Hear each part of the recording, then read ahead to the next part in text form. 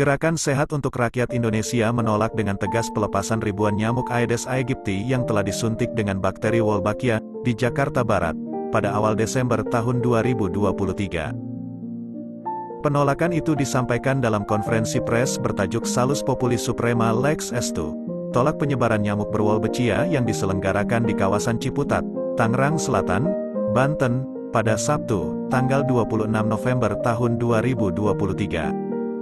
Pelepasan nyamuk yang berjumlah jutaan ekor itu merupakan program pemerintah bekerja sama dengan World Mosquito Program dalam rangka memberantas wabah demam berdarah dengue atau DBD yang muncul setiap musim pancaroba.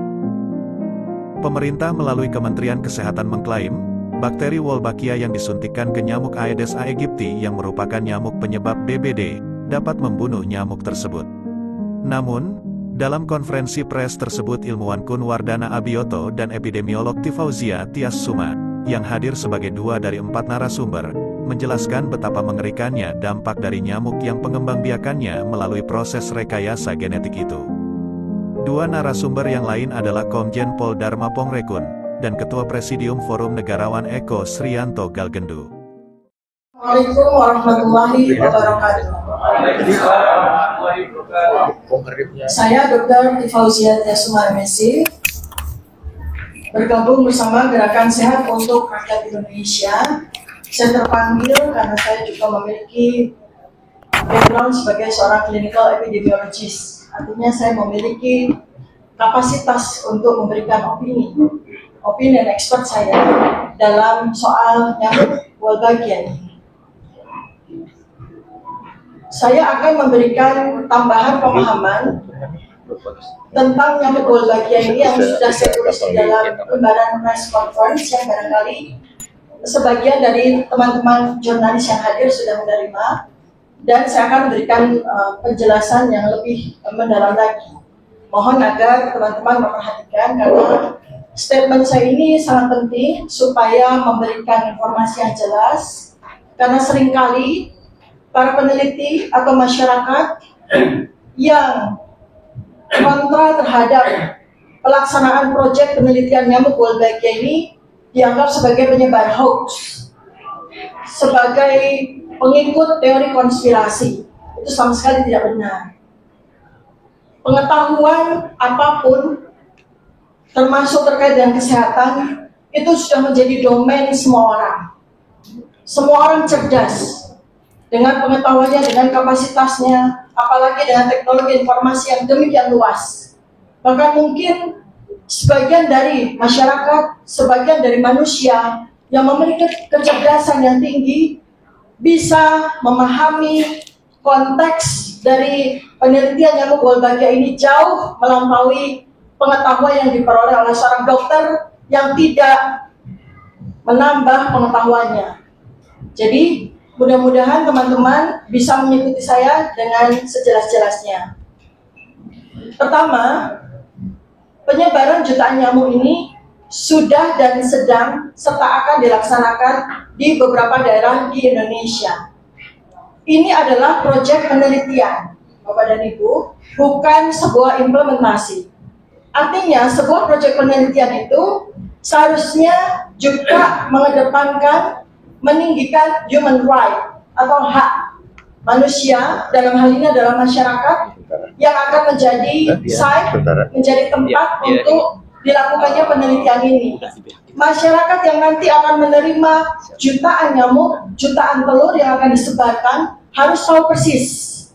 Tetapi sampai dengan hari ini sudah beberapa daerah mengikuti proyek penelitian ini tanpa adanya penjelasan yang berarti dari semua stakeholders yang terlibat dalam proyek penelitian ini. Oleh karena itulah maka kami terpanggil untuk memberikan penjelasan yang clear agar semua masyarakat mendapatkan haknya untuk mengetahui kejelasan latar belakang serta scientific base-nya terhadap proyek penelitian nyamuk Wolbachia ini. Jadi nyamuk Wolbachia ini, sebagian mungkin teman-teman sudah membaca, ini ditemukan bakteri Wolbachia ini sudah lama sekali, 100 tahun yang lalu, oleh seorang peneliti, oleh seorang ilmuwan yang namanya Albert Wolbach. Maka namanya bakteri ini kemudian diberi nama sesuai dengan namanya, bakteri Wolbachia. sejalan dengan penelitian terus berjalan sampai 100 tahun dari sekarang, bakteri Wolbachia ini sudah menjadi semacam bakteri yang established, menjadi objek penelitian dari para peneliti. Kemudian selama kurang lebih 20 tahun yang lalu, sejak tahun 2000, sejalan dengan penemuan dan pengembangan genetic engineering, teknologi di dalam melakukan pengembangan organisme makhluk hidup yang dilakukan untuk berbagai macam kepentingan, maka termasuk di dalamnya adalah bakteri Wolbachia ini yang ditemukan dia memiliki fungsi sebagai, istilah saya, kontrasepsi alami bagi nyamuk dan serangga. Pendekatan baru ini untuk mengurangi populasi nyamuk dengan fokus pada metode pengendalian yang didasarkan pada pelepasan nyamuk, termasuk pelepasan nyamuk berwolbachia dan strategi untuk memodifikasi faktor secara genetik. Sebagaimana juga sudah disampaikan oleh peneliti nyamuk Wolbachia yang sekarang sedang berjalan di Indonesia dalam beberapa kali paparan di beberapa kesempatan. Proyek penelitian nyamuk Wolbachia di Indonesia menggunakan metode replacement. Replacement artinya penggantian. Apa maksudnya? Maksudnya adalah tujuan penelitian nyamuk Wolbachia yang dilakukan di Indonesia ini adalah nantinya diharapkan nyamuk Aedes aegypti yang menjadi faktor atau menjadi host dari virus dengue akan, yang tidak memiliki bakteri Wolbachia di dalam tubuhnya, itu akan musnah dan kemudian digantikan dengan nyamuk Aedes aegypti yang semuanya berwolbachia.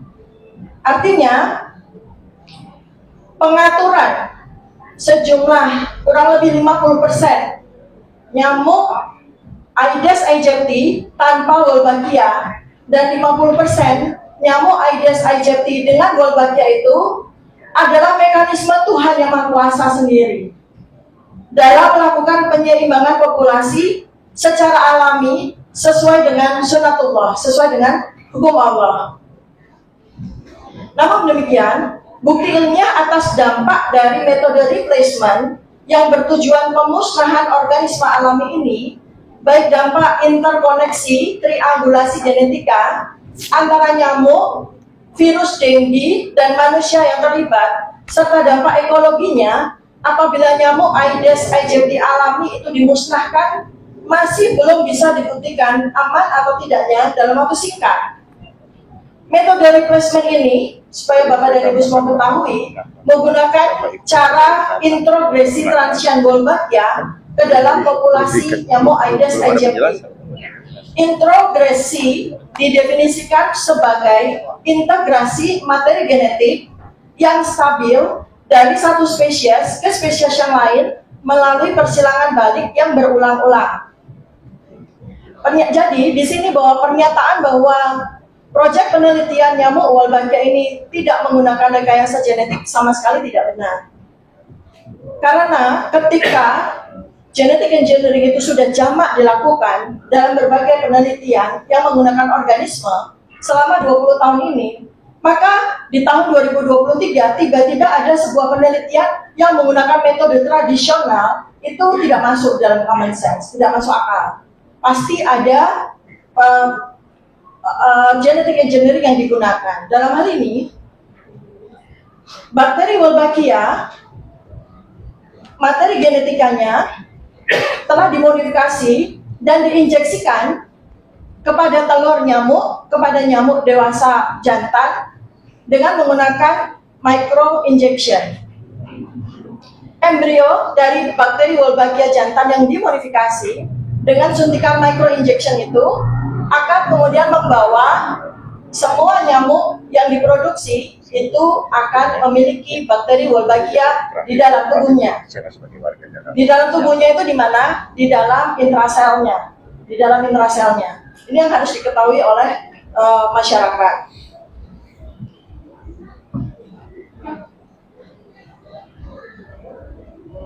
Untuk diketahui, metode integrasi ini metode yang sangat lazim. dalam dunia perekayasaan organisme yang digunakan. Baik apakah itu organisme vektor, ya, kemudian organisme plant atau tumbuhan yang kita kenal sebagai GMO, genetically modified organism, itu sangat jamak. Ya, sangat jamak. Jadi itu bukan sesuatu yang baru, sudah 20 tahun dijalankan di berbagai penelitian dalam multidimensi. Nah, organisme yang nanti akan diciptakan yaitu nyamuk Aedes aegypti berwolbachia. Saat ini belum bisa diketahui karakteristik genotipinya. Apakah dia akan menjadi organisme non-patogen, di mana dia akan seterusnya tahan terhadap virus dengue, dan dia kemudian tidak lagi membawa virus dengue, atau mungkin bahkan dia akan berubah menjadi organisme patogen, mungkin kemudian dia akan bisa menjadi host atau vektor dari virus yang lain. Ini kita belum bisa menjawab sampai sekarang. Masih memerlukan waktu bertahun-tahun ke depan untuk kita bisa melihat proses mutasi genetik yang terjadi pada organisme yang dilakukan rekayasa ini. Peneliti nyamuk Wolbachia juga menyampaikan bahwa telur nyamuk Wolbachia yang disebarkan pada proyek penelitian ini berasal dari Australia. Jadi bukan dari Indonesia.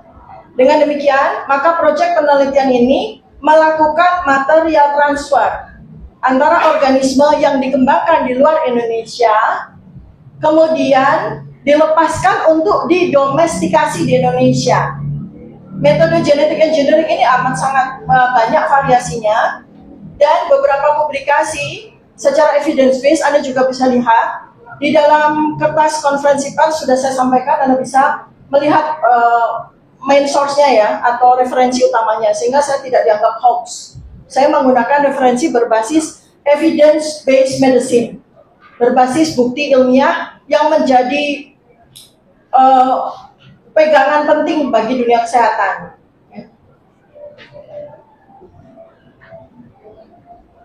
Pendekatan salah satu yang digunakan untuk memproduksi telur dan nyamuk berwolbachia itu adalah menggunakan teknologi gene drive. Antara lain CRISPR-Cas9, artinya genetic editing dipergunakan di sini.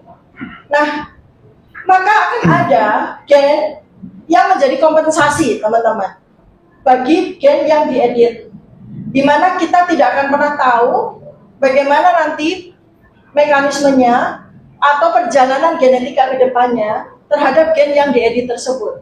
Mengapa gen ini perlu diedit? Karena itulah yang nanti akan membuat nyamuk terkontrol kesuburannya. Mana nyamuk yang kemudian akan tetap subur, yang akan menghasilkan nyamuk berwolbachia generasi berikutnya dan seterusnya. Mana nyamuk yang akan mengalami kemandulan. Tidak bisa dilakukan dengan metode tradisional. Tidak bisa dilakukan dengan metode alami. Jadi memang harus menggunakan metode berteknologi.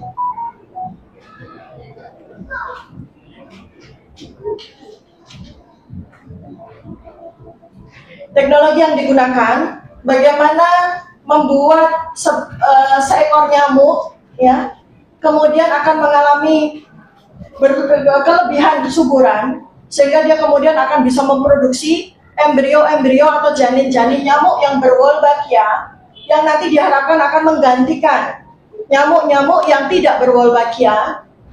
Itu sudah lama ditemukan, Bapak dan Ibu semuanya. Sudah tahun 1961 oleh seorang profesor yang namanya Donald Hodgman. Jadi Indonesia menjadi usernya, teman-teman, dari teknologi ini, bukan menjadi penemunya. Penelitiannya mengungkapkan kunci dari metode nyamuk Wolbachia itu, yaitu cytoplasmic incompatibility. Ini bahasa ilmiah sekali, tapi ini adalah kunci, teman-teman. Inkompatibilitas sitoplasma. Dengan cara ini maka, ya, nyamuk ini akan kemudian sebagian akan berkembang biak dengan sangat cepat untuk kemudian menghasilkan nyamuk-nyamuk yang di dalam selnya itu mengandung materi genetik bakteri Wolbachia. Dan teknologi ini juga yang akan mendriving nyamuk-nyamuk yang kemudian akan selesai masa reproduksinya dia menjadi nyamuk yang infertil karena dia tidak mengandung bakteri Wolbachia, maka kemudian dia akan habis. Dari generasi ke generasi, generasi ke generasi, maka suatu ketika nanti peneliti mengharapkan bahwa nyamuk ini kemudian akan habis.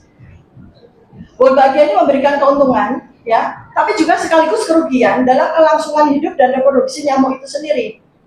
Peningkatan kelangsungan hidup atau reproduksi atau perkembangbiakan oleh peneliti kan diharapkan bahwa yang nanti akan terus offspring atau nyamuk-nyamuk baru yang akan terus muncul itu adalah nyamuk dengan Wolbachia. Sedangkan nyamuk yang tidak berwolbachia itu kan musnah. Ya. Ini adalah tujuan. Tidak akan ada cara sealami apapun untuk bisa mengendalikan proses replacement dari organisme tersebut tanpa adanya teknologi berperan di situ, Bapak dan Ibu. Ya.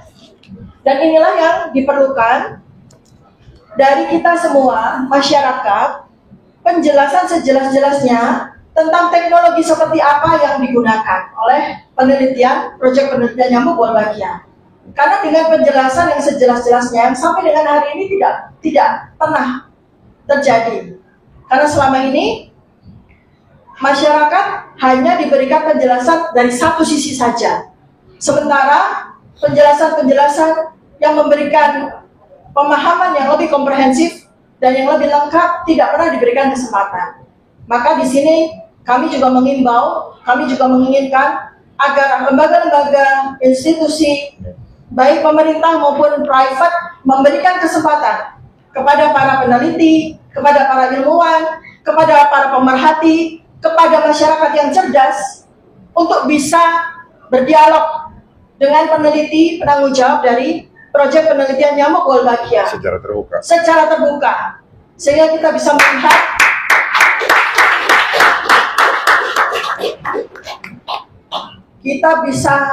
mendapatkan gambaran yang jelas, gambaran yang sempurna dari proyek penelitian Wolbachia. Untuk akhirnya kita semua masyarakat Indonesia setelah mendapatkan penjelasan yang komprehensif, kita yang berhak untuk menentukan apakah proyek penelitian ini layak untuk diteruskan atau harus dihentikan.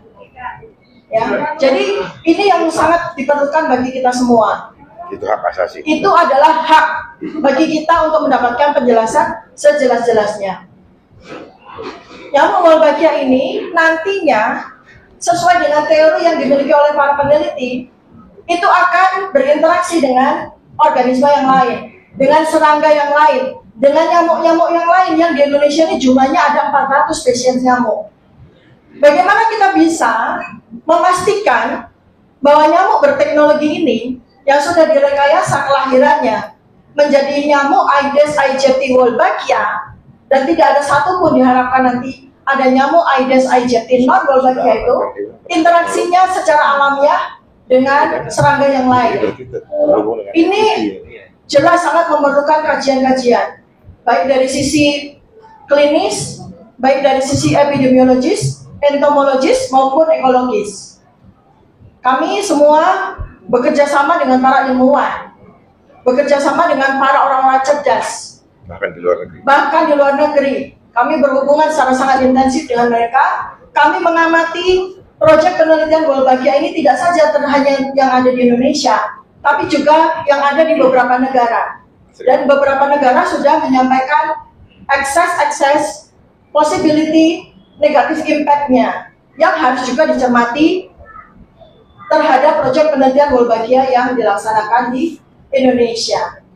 Jadi kami sebagai Gerakan Sehat untuk Rakyat Indonesia, sekali lagi saya ingin menekankan apa yang disampaikan oleh Bapak dan Bapak Rekut bahwa kita menolak. Kita menolak proyek penelitian Wolbachia ini diteruskan. Kita menolak proyek nyamuk Wolbachia ini diteruskan. Peneliti sudah menunaikan tugasnya. Selama 12 tahun sudah menunaikan tugasnya. Jadi seandainya kita, masyarakat Indonesia menolak untuk meneruskan proyek penelitian ini, tidaklah masalah bagi mereka sesungguhnya. Karena mereka sudah melakukan tugasnya dengan baik, sesuai dengan kapasitas mereka. Tetapi kita, warga Jakarta terutama, ketika kita menolak kampung kita, daerah kita menjadi proyek site penelitian, kita punya hak untuk melakukan itu. Sebagaimana juga yang dilakukan oleh masyarakat di Bali. Jangan sampai seperti Sri Lanka. Jangan sampai ekses negatif yang sudah dilaporkan oleh Sri Lanka itu terjadi pada negara kita. Ini yang betul-betul harus kita tekankan kepada semua stakeholders yang terlibat dalam proyek penelitian Wolbachia ini. Jadi sekali lagi teman-teman, Bapak Ibu semuanya, tujuan kita terus intensif untuk berdialog dengan Anda semua melalui para jurnalis ini adalah kita memiliki hak untuk menerima atau menolak sesuatu yang dampaknya belum jelas terjadi pada diri kita. Apalagi ini sebuah proyek penelitian. Sekali lagi ini proyek penelitian, bukan implementasi. Demikian yang bisa saya sampaikan. Mudah-mudahan bermanfaat bagi kita semua, terutama bagi seluruh rakyat Indonesia. Sudah saatnya kita berani untuk speak up dengan kecerdasan kita semuanya. Sudah saatnya saat ini kita bisa bicara, menyampaikan hak kita sebagai manusia yang memiliki hak atas otoritas dan kemandirian untuk menentukan apa yang terbaik bagi dirinya dan bagi bangsanya. Sekian dan terima kasih. Assalamualaikum warahmatullahi wabarakatuh. Terima kasih. Assalamualaikum warahmatullahi wabarakatuh. Salam sejahtera untuk kita semua. Saya ingin coba tanya ya ke bapak-bapak ibu semua. Kalau bapak-bapak ibu-ibu punya bayi atau punya anak kecil ya, atau punya cucu ya, dihinggapi nyamuk, apa yang dilakukan? Insting apa yang dilakukan? Ya, tepok ya, tepok. Itu kan insting ya, satu insting, refleks kita. Ya. Instingnya nyamuk bagaimana? Nyamuk kan harus survive ya, hidup ya. Dia harus terus hidup. Makanannya apa? Darah. Ya. Ini nyamuk disebar di perumahan, ya. Bukan di hutan, bukan di perumahan. Dia akan mencari makan kemana-mana, mencari makan. Makanannya darah. Nah, makanannya darah. Dia akan cari manusia. Di situ ada anak-anak kita, ada saudara-saudara kita. Ya. Andaikan tidak berbahaya, tapi yang pasti ya, itu membuat gatal tubuh kita. Bahkan yang golongan darah O bisa lebih dari itu. Ya. Karena golongan darah O sangat rentan ya, dibandingkan golongan darah lainnya. Tapi pertanyaannya ya, sekarang insting yang ada ini ya sekarang ingin diputarbalikkan bahwa nyamuk itu adalah teman. Jadi kita mempercayakan nyamuk itu untuk bisa menurunkan DBD. Coba, saya hanya ingin masuk ke nalar kita gitu ya. Secara budaya ya, kita selalu melihat ya, ada lagu Nina Bobo ya. Nina Bobo, kalau tidak bobo digigit nyamuk ya. Artinya itu udah ada concern yang sangat besar terhadap nyamuk.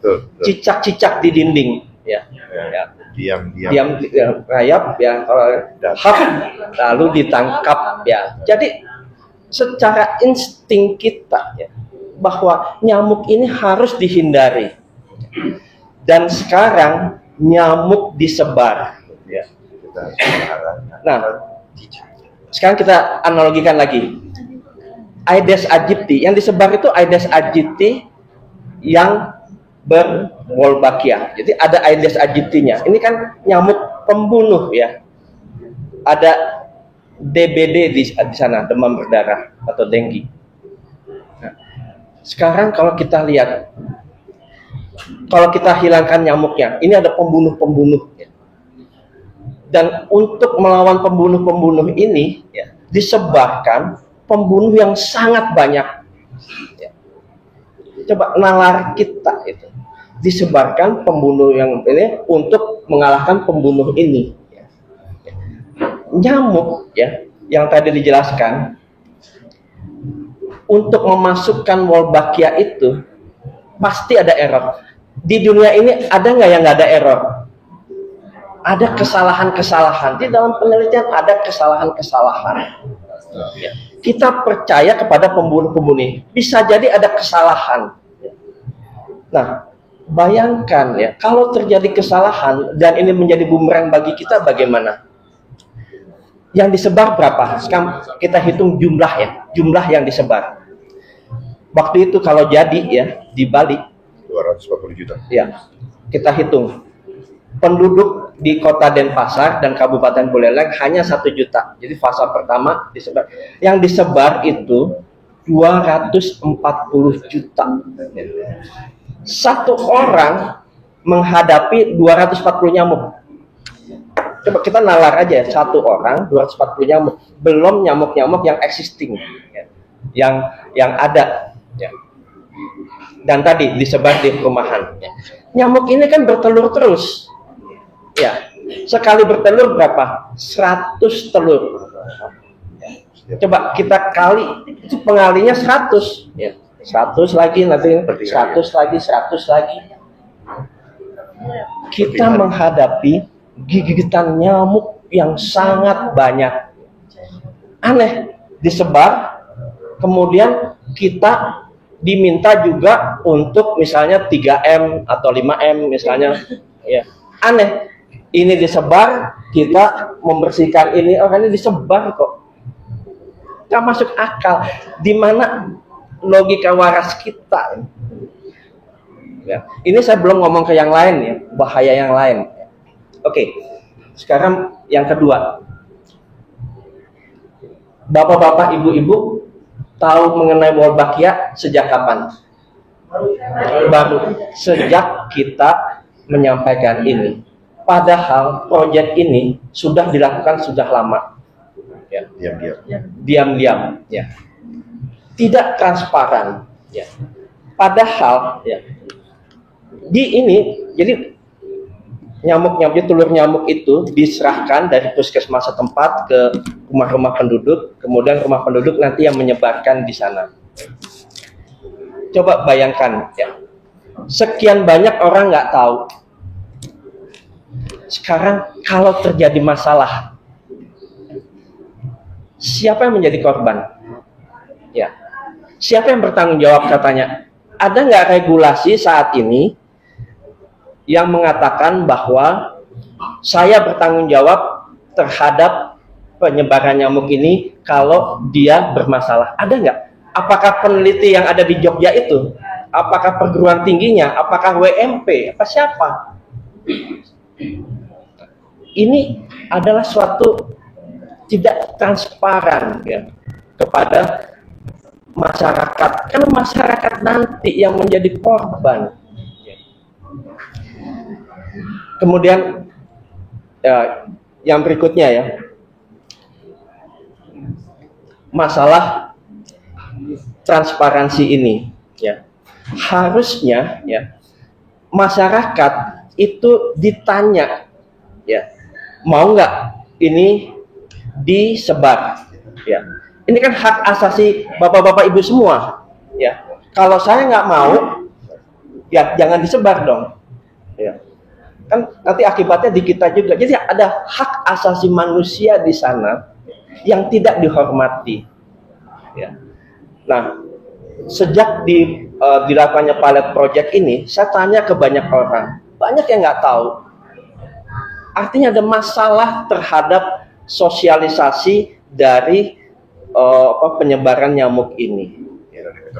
Ya, tidak adanya keterbukaan. Terus kemudian yang berikutnya. Sekarang saya tanya lagi, kita sudah menyampaikan apa yang kita tahu. Coba kita dibantah dengan apa? Ya. Penelitian dari Jogja. Ya, saya tanya ke semuanya, ada nggak penelitian lain selain penelitian di Jogja? Ada nggak?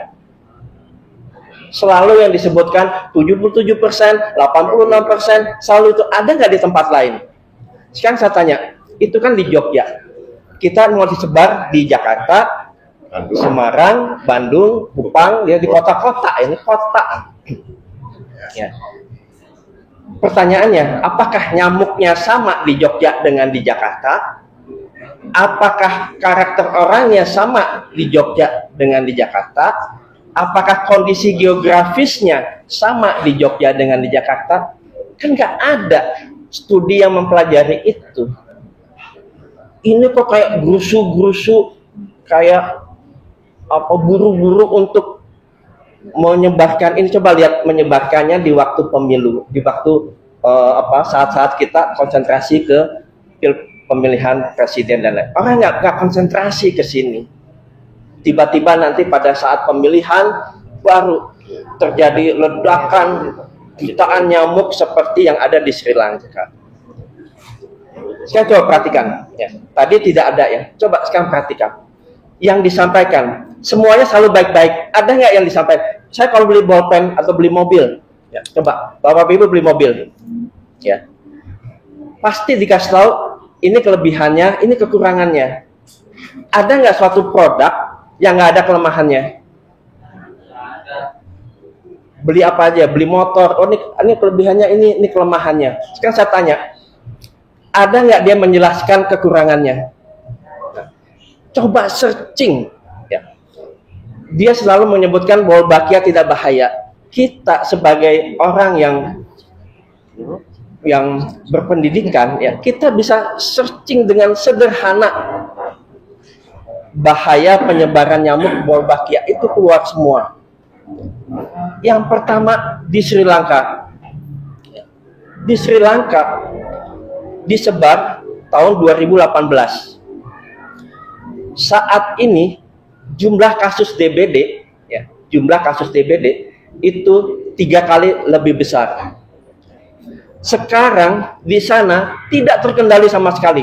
Jumlahnya banyak sekali, tidak terkendali. Bahkan begitu dia masuk ke level 5, dia akan menjadi negara yang blacklist. Jadi kalau ada wisatawan datang ke sini harus hati-hati. Segala macam restricted requirement harus dijalankan. Ini di Sri Lanka. Kemudian atau yang mudah ya, searching dengan mudah, ya, bahayanya penyebaran nyamuk ini keluar Singapura. Yang tetangga kita di Singapura, coba apa yang dia bilang? Dia mengatakan bahwa ternyata penyebaran nyamuk ini bahkan meningkatkan jumlah DBD. Ya, semuanya ada. Bapak Ibu bisa langsung searching. Ya. Di tahun 2020 itu yang paling tinggi. Ya. Dia menyebarnya tahun 2016, ya. 2020 tertinggi, ya. Sekarang sudah ada 50 klaster aktif dari orang-orang yang terkena DBD ini. Nah, kemudian saya ingin mengutip, ya, apa yang disampaikan oleh Direktur Institut Kesehatan Lingkungan, Dr. Eng Licing. Dia sebut ya, saya proyek Wolbachia bukanlah solusi terbaik untuk membendung penularan demam berdarah. Benar kan? Pertanyaannya, ya, DBD itu kan bisa banyak pendekatan, bisa banyak metode, ya, nggak harus disebar nyamuk. Ya. Sekarang DBD, ini saya ada datanya semua, menurun. Ya. Tingkat kematian, ya, kita sebutnya CFR, ya, case fatality rate, ya. Mau seberapa banyak kasus yang ada, seberapa banyak, selalu tingkat kematiannya selalu rendah terus. Misalnya waktu kemarin mau disebar di Bali, tingkat kematian di Bali 1 tahun di provinsi, ya, semua provinsi hanya 10 orang. Jauh dibandingkan kecelakaan lalu lintas, pembunuhan, bunuh diri, apa segala macam, atau penyakit kardiovaskuler, stroke, diabetes, jauh di bawah itu. Artinya ini kan ada suatu hal yang aneh itu. Dia selalu bilang DBD, DBD, DBD ya. Tetapi DBD sudah terkendali ya. Nah, ini bahayanya. Ini saya sampaikan. Ini bahayanya. Antara nyamuk Aedes aegypti itu dia punya sepupu namanya nyamuk Culex. Ya. Jadi dua-dua ini ya, ini saling seimbang. Kalau nyamuk Aedes aegypti-nya turun, maka Culex-nya naik. Ya. Makanya Aedes aegypti seimbang, Culex-nya juga seimbang. Apa yang terjadi? Penyebaran nyamuk Aedes aegypti berwolbachia ya, ini melemahkan dia sehingga dia menurun. Saya ada grafiknya. Nyamuk Culex-nya naik. Bapak-bapak, Ibu tahu nyamuk Culex pembawa penyakit apa? Faktor penyakit apa? Japanese encephalitis. Sangat mematikan, radang otak. Ya, jadi kalau lihat gejalanya orang halusinasi dan langsung mati. Sekarang kita sudah dengar ada yang namanya vaksin Japanese encephalitis JE. Ya. Sudah, ini makanya kita coba lihat benang merahnya. Ya, perhatikan nih benang merahnya. Kita ini pakai logika sangat sederhana, nggak perlu logika yang tinggi-tinggi ya, sangat sederhana saja. Ya. Begitu Aedes aegypti turun, Culex-nya naik, kemudian Japanese sangat mematikan, jauh lebih mematikan dari DBD, dan setelah itu vaksin sudah ada. Bahkan sudah ada sebelum. Ya. Jadi lihat benang merahnya. Ya. Makanya kita sebagai masyarakat ya, harus diberikan informasi yang seimbang. Tadi, kalau memang mereka mau transparan, berikan juga resiko-resikonya. Ya. Jangan bilang bagus. Ya. Sekarang saya tanya, dia selalu ngomong Wolbachia alami, tetapi memasukkan ya, Wolbachia ini ke dalam Aedes aegypti alami nggak? Ini kan teknologi. Dan, nah ini pertanyaannya, ini menarik ya. Anaknya, ya, anak nyamuk Wolbachia ini, dia semua punya Wolbachia. Artinya apa? Kalau logika sederhana aja, artinya apa? Jadi nyamuk begitu ini jantannya ini, kemudian kawin sama betinanya, anaknya itu punya Wolbachia semua. Jadi di Yogyakarta saat ini mereka nyamuk-nyamuk itu sudah berwolbachia semua. Apa kesimpulan kita? Artinya gennya itu kan sudah berubah. Dan ini sangat berbahaya. Ini yang disebut gene drive tersembunyi. Mereka bilang microinjection bukan rekayasa genetik. Justru rekayasa genetik ya, kalau kita langsung kepada gennya itu lebih dapat diprediksi menggunakan hukum Mendel. Ya. Kita tahu anaknya seperti apa. Tapi ini ya, dia tidak merubah ini tapi menggunakan Wolbachia sehingga dia berubah. Ini yang tidak bisa diprediksi. Ini yang sangat berbahaya. Karena tidak bisa diprediksi nanti mau jadi apa. Terus ada yang bilang bahwa nyamuk ini nanti bisa bermutasi. Oh, nanti akan lama. Jangan salah. Coba searching di internet. Nyamuk-nyamuk berwolbachia sudah bermutasi di berbagai negara. Di Texas, di Florida, Italia, dan lain-lain. Ada semua. Dan ini sangat berbahaya. Ada yang moncongnya lebih panjang, buntutnya lebih panjang, dan lain-lain. Semua perilakunya berubah. Ya. Nah, ini yang membuat suatu masalah seperti di Pulau Mawis. Jadi kacau di sana. Pulau Mawis itu seperti di Hawaii ya, seperti kayak Pulau Bali. Dia banyak wisatawan masuk. Disebar nyamuk Wolbachia. Apa yang terjadi? Wolbachia ini mengkontaminasi binatang-binatang lain. Binatang jadi perilakunya berubah. Kemudian ada air, tanah, flora dan fauna. sampai saat ini tidak terkendali, apa yang dilakukan? Apakah, saya tanya, begitu disebar, tak, pertanyaannya gini, siapa yang bisa mengontrol aktivitas nyamuk? Siapa yang bisa? Nyamuk, kamu jangan gigit si ini ya, atau kamu di sini aja, di Jakarta Barat aja ya, kamu jangan ke Jakarta Selatan. Siapa yang bisa menyuruh nyamuk seperti itu? Ya. Jadi karena aktivitasnya tidak bisa kita kendalikan, artinya kita tidak bisa mengembalikan seperti semula. Kalau Jakarta Barat disebar, udah, kita tidak akan pernah bisa kembali lagi seperti Jakarta Barat saat ini. Dan bahkan nanti nyamuk bisa pindah ke tempat-tempat lain, ya, Jakarta Selatan atau yang lain-lain, ya udah, semua menjadi terkontaminasi. Apa yang dilakukan di Pulau Mawis? Ada yang tahu? Untuk mengembalikan, dibakar. Oke, DEW. Ya, nggak ada jalan lain, nggak bisa dikembalikan. Dan nggak mungkin bisa siapa nyamuk udah mengkontaminasi binatang A, binatang B, atau manusia A, manusia B, atau air atau apa? Siapa yang bisa mengembalikan? Ya. Bisa disemprot. Ya, ya.